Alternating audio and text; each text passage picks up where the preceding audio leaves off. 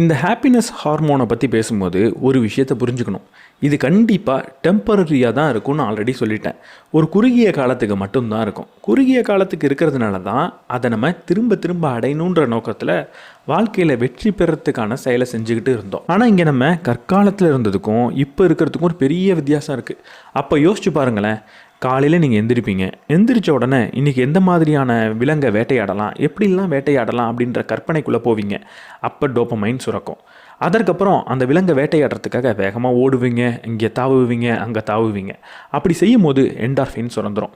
அதுக்கப்புறம் அந்த உணவை அடித்து வீட்டுக்கு எடுத்துகிட்டு வருவீங்க. வீட்டுக்கு வந்து உங்கள் குடும்பத்தோடு பகிர்ந்துப்பீங்க, குடும்பத்தோடு ஒன்றா இருப்பீங்க. அப்போ உங்களுக்கு ஆக்சிடோசின் சுரந்துடும். அதுக்கப்புறம் உங்களை சுற்றி இருக்கிறவங்கலாம் இன்றைக்கி நீ உணவை எப்படிலாம் வேட்டையாடின தெரியுமா, நீ என்னெல்லாம் பண்ண தெரியுமா அப்படின்னு உங்களை புகழ்ந்து சுற்றி இரவு உட்காந்து பேசுவாங்க.